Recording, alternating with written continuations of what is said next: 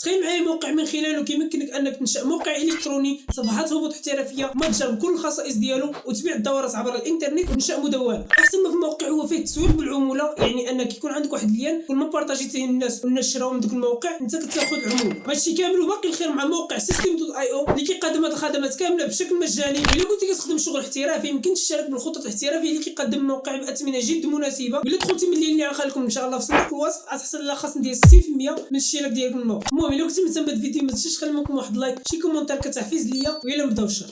صاحبي صاحب تعرف شنو عندي كما كتشوفوا معنا هذا هو الموقع ان شاء الله اللي غنخدموا عليه. كما كتشوفوا الموقع فيه حتى العربيه من هنا، يا اما كنتكيو الحصول على حساب المجاني يا اما كنتكيو من هنايا. المهم كندخلوا البريد الالكتروني ديالنا كنتكيو في الحصول على حساب المجاني باش كيصاوبوا لنا واحد الميساج من الجيميل تما باش كنديروا التفعيل ديال الحساب. كما كتشوفوا كيجينا هذا الميساج هذا كيقولنا باللي صردوا لنا الميساج ديال التفعيل في الجيميل. انا عندي الحساب دونك ما نحتاجش هذه الخطوه هذه. كما كتشوفوا معنا هذه هي الداشبورد ديال الموقع. هنا كيقول لك باش تلقى المدفوعات ديالك خاصك تكمل البروفايل ديالك، كتكي هنايا وكتكمل هذه المعلومات ديالك هنا. وكيف ما كتشوفوا هذه هي العروض اللي كيقدم الموقع.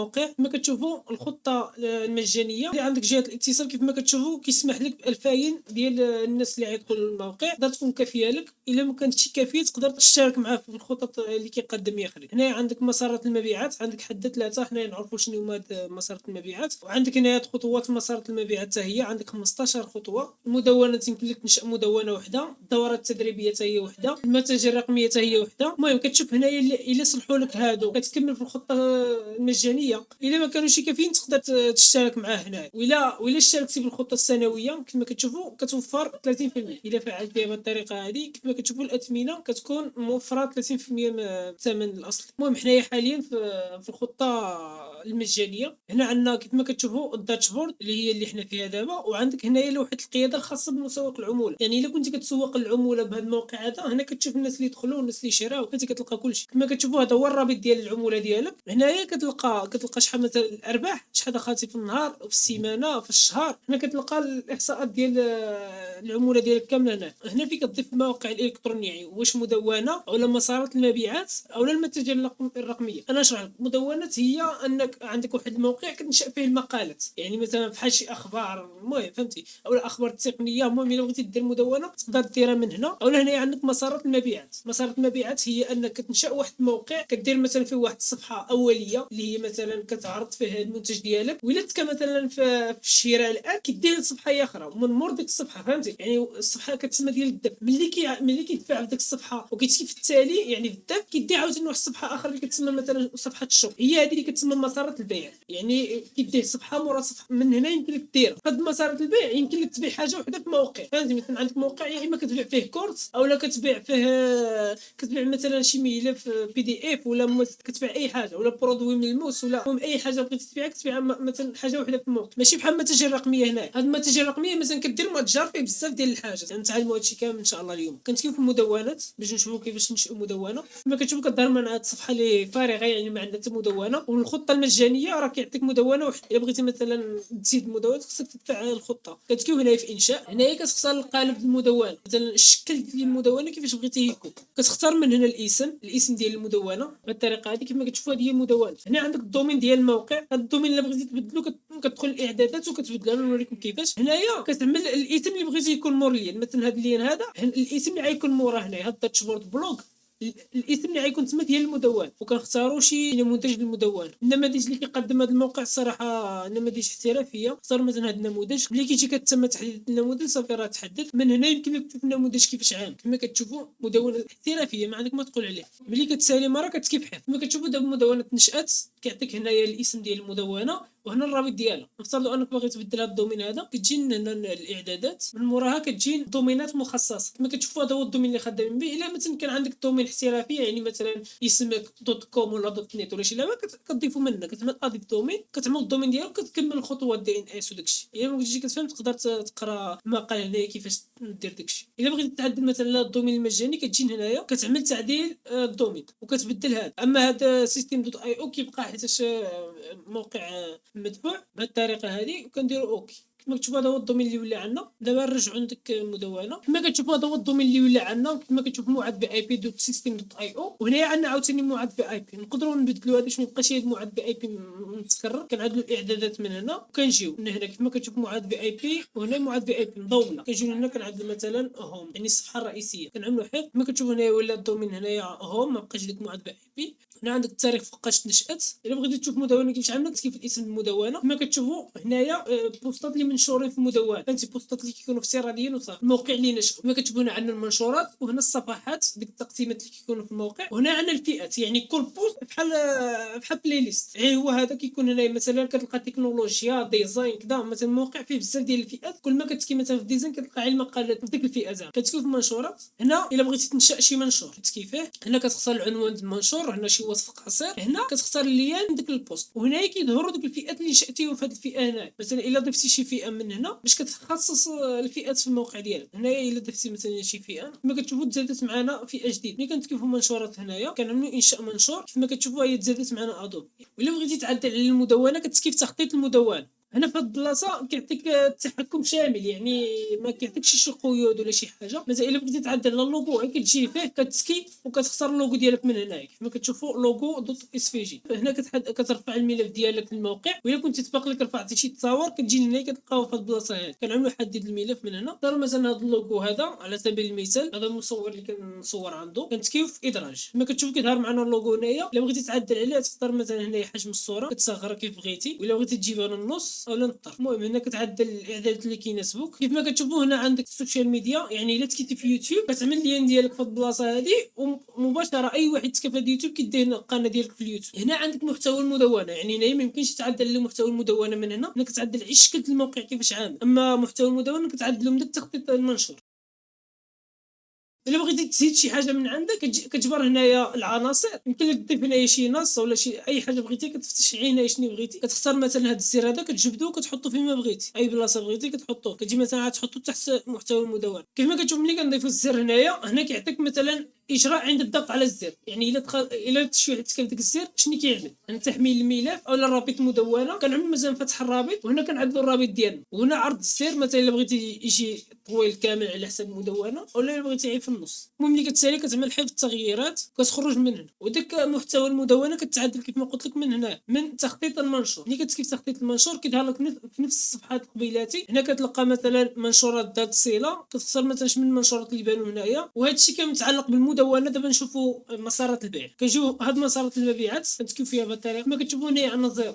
هنا يمكننا نديروا ثلاثه، يعني ثلاثه ديال برودويات نبيعوهم، و15 صفحه ملي يدخلوا دوك البرودوي. يعني مثلا الا درتي واحد برودوي الصفحات اللي كيجيو من موراهم 15. مثلا صفحه الشكر كديتي ما تنساش 15 كامله. مثلا عيد ثلاثه، مثلا الصفحه ديال البرودوي والصفحه ديال الدفع والصفحه ديال الشكر. شي اللي تحتاج عندو انشاء من هنا. هنا كتختار الاسم ديال الموقع، وهنا الدومين كيف ما قلنا قبيلاتي. هنا كيقول لك شنو بغيتي من الموقع، مثلا بناء جمهور ولا بيع. هنا كتختار مخصص، يعني انت كيعطيوك موقع انت دير فيه اللي بغيتي. نديروا مثلا بيع. هنا كتختار العمله ديال الموقع، تختار مثلا الدولار الامريكي بهذه الطريقه هذه. هنا كنعدلوا الاسم بهذه الطريقه هذه. من موراها كنتكيو في حفظ. كما كتشوف بحال مدونه حتى عاود كيعطيك كلشي ديالك هنايا. الا بغيتي تعدل عليها كتكيف في الاسم بهذه الطريقه هذه. كيف ما كتشوفوا ها هما ديك الثلاثه اللي قلت لك. كيف ما كتشوفوا هنا عندنا الصفحه ديال نموذج الطلب، هنا هي الصفحه اللي يخلص بها الكليان. وهنا عندنا صفحه الشكر. هنا هاد الصفحه هذه ملي كيشري المنتج وكيتفيريفا كتجي هاد الصفحه هذه ديال الشكر. شكرا حيت شريتي مثلا برودوي وكذا. ولا ما تفيريفاش ديك الشراء كتجي هاد الصفحه هذه حتى هي يمكن لك تعدل عليها. مثلا كتضيف مثلا النمره ديالك وكذا على اساس زعما ما تلقاش زعما برودوي. ولا شفنا في هاد الصفحات باقي ما عندناش الصفحه ديال البرودكت. هنا ان شاء الله عندنا ديال الدفع وديال الشكر، حيت الصفحه ديال البرودكت حنا اللي كنشؤوها. كنجيو هنايا اضيف خطوه بهذه الطريقه هذه. هنا مثلا كدير الاسم ديال البرودكت وهنايا النوع. هنا كتختار مثلا هاد الصفحه اللي عاد ديالاش واش نموذج الطلب ولا الشكر، فهمتي. كما كتشوف كتكيف النوع هنا باش نختاروا هاد الصفحه اللي غنديروا ديالاش. كنجيو المبيعات بهذه الطريقه كنعدلوا صفحه المبيعات، يعني الصفحه اللي غنبيعوا فيها. وهنا كنختار مثلا الاسم ديال البرودوي، نختاروا اي اسم مثلا وكنتكيو بحث. كما كتشوفوا جات هي الثالثه، يمكن تشبرها هيدا وتطلعها الفوق. كما كتشوفوا اي صفحه عليها هذا المثلث هذا يعني باقي ما عدلناش عليها. كنتكيو فيها بهذه الطريقه هذه. هنا كيعطيوك القوالب، كيعطيوك بزاف ديال القوالب تقدر تخدم عليهم. اختار مثلا شي قالب اللي يكون مناسب للخدمه ديالنا. مثلا هنا الا كنتي مثلا كتبيع شي كتوبات تقدر تختار هذا النموذج هذا. ولا الا كنتي شي ريستورون. في هذه البلاصه عندنا عاوتاني سمارت فون فون ابليكيشن. كما كتشوفوا هنا عندنا الموقع ديال الكورس، مثلا كنت كتبيع شي كورس كتعدل هذا القالب هذا وكتخدم عليه. نختاروا مثلا هذا القالب هذا ديال الكتب مثلا، كتعدل حدد من هنا كتختار مثلا الاسم ديال الصفحه اللي كنا سبقنا اخترناه، وهنا عندك الاسم ديال الصفحه اللي غيدخل هذاك اللين. من موراها كنجيو لتعديل الصفحه منها. كما كتشوفوا هذا هو الموقع اللي كيعطينا هنا التصويره ديال الكتاب مثلا اللي كتخدم عليه. هنا كتختار مثلا التصويره ديال الكتاب اللي كتبيعو، ممكن تختار اي حاجه هنايا يمكن تعدل عليها. كما كتشوفوا الوصف مثلا هنايا تم عرضه في مثلا هنا المتاجر اللي تعرض فيهم هذا الكتاب، مثلا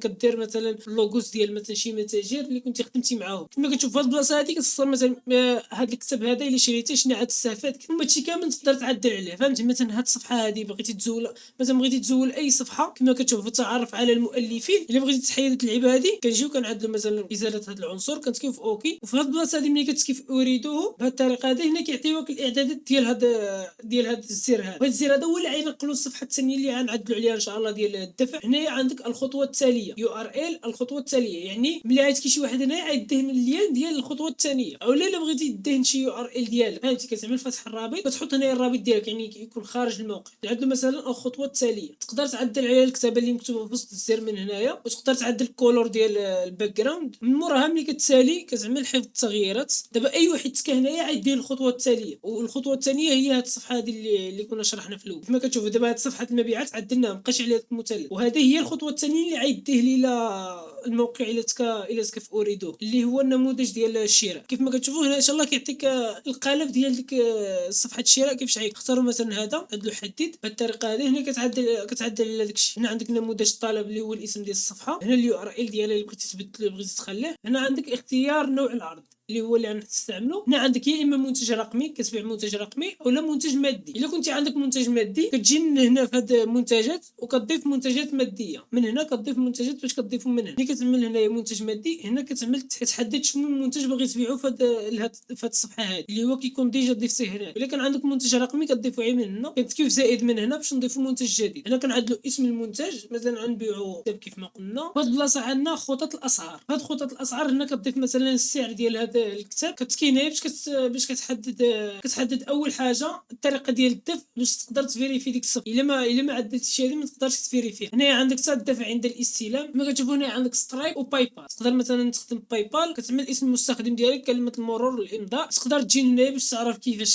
تجيب هذا الشيء هذا. ملي كنضيفوا باي بال ديالنا دابا يمكننا نرجعوا عندك الصفحه ديال الدفع. كما كتشوفوا كنجيو لخطط الاسعار من هنا كتكيف الزائد. هنا كتختار النوع ديال الدفع، يعني واش يدفع مره واحده ولا اشتراك يعني كل شهر كيخلص. كنعدلو مثلا الدفعه لمره واحده. هنا كنجيو كنعملوا في انشاء واحده جديده. هنا كنختاروا الاسم مثلا راهم كاينين نفس السياق ما كاينش المشكل. هنا قلنا الدفع لمره واحده. وهنا المبلغ كنعملوا مثلا $15 ولا الثمن اللي بغيتي كتعمل حفظ. كما كتشوفوا هنا كتطلع خطط الاسعار كيف ما كتشوفوا. هنا عندنا الكوبونات كتعمل زائد بهذه الطريقه هذه. كتختار نوع الخصم نعدلو الكوبون. كتعمل عاوتاني انشاء واحد جديد. نختاروا مثلا الاسم ديال الكوبون باش نعقلوا عليه. مثلا هذا الكوبون ديال هذا عدلوا رمز الكوبون. هنايا الرمز اللي غيكتبوه الناس باش ينقص لهم داك $15. هنا نعدلوا نوع الخصم قلنا نعدلوا مقدار الخصم اللي هو $15. وهنا يمكن لك تضيف له انتهاء الصلاحيه. مثلا هذا الكوبون مثلا صالح لسيمانه ولا 3 ايام ولا تحدد اللي بغيتي. وهنايا حد الاستخدام مثلا 3 الناس بارك يوصل 3 الناس يستعملوا 3 الناس صافي يوقف. ملي كتسالي كتكيف حفظ. وكنجيو لاعدادات المصرف. كما كتشوفوا طرق الدفع المقبوله. هنا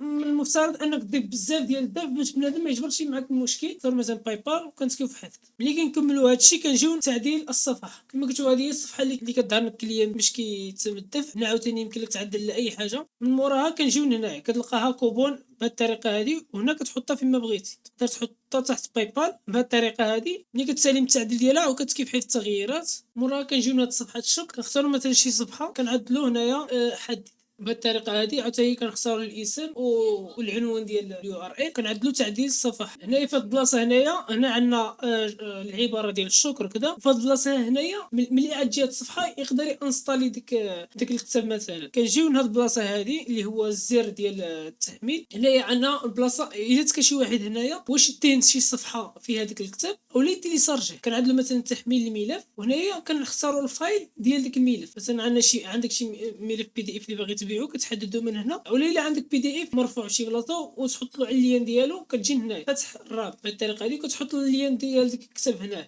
الا بغيتي تبدل هاد هاد الكتابه اللي كاينه هنايا كتجي كتعاود من تحت. بهذه الطريقه هذه انا كنكتبو ملي كتسالي هادشي كامل تقدر تضيف مثلا اللوغو ديالك هنايا. ممكن هاد الصفحه هذيك تعدل على الذوق ديالك. من موراها كتكيف التغييرات. دابا غنتيستيو هاد الصفحات واش كيخدموا بشكل طبيعي ولا لا. كتجي هنايا رؤيه المسار كما كتشوفوا الاسم الموقع كيظهر هنايا، اللين حتى هو كيبان هنايا كيف ما كتشوفوا. هذا هو الموقع. هنا كتضيف داكشي اللي كتعدلو كامل كيظهر هنايا. مثلا انا عجبني كتاب وبغيت نشري كنت كيف اريدوه كنعدلو المعلومات ديالنا كيف ما كتشوفوا بهذه الطريقه هذه. الا كتبنا دوك الكوبون ديالنا جربوا واش يخدم. بهذه الطريقه هذه كنعدلو ادخل كما كتشوفوا. هذا الطلب يعني كتاب كيعمل $15 رمز الكوبون اللي هو كينقص لك $15 حتى هو اللي هو ولا بزيرو درهم. كنعدلو تاكيد الدفع كما كتشوفوا بهذه الطريقه هذه. شكرا لك على التسجيل. وهنا هاد الكتاب هذه كتكون ديجا كتبتيها انت. هنايا حمل الكتاب من هنا مثلا كنتي ضفتي اللين ديال الكتاب من هنا كتسكي وكيديك ديك اللين اللي كنتي حطيتي. انا بطبيعه الحال حطيت غير اللين ديال الموقع حيت ما عنديش شي كتاب اللي غنتيليشارجيه. وبهيدا كنكونوا نشأنا عاوتاني هذا المسار وفهمنا كيفاش كتخدم. فهنا في هذه المبيعات كتلقى عمليه التحويل والاشتراكات وهنايا فواتير خاصه بمسوقين العموله. وهذا ما كان في هذا الفيديو. الى عجبكم ما تنساوش تخلي معكم واحد لايك شي كومونتير. نتلاقاو في فيديو جديد. بيس عليكم.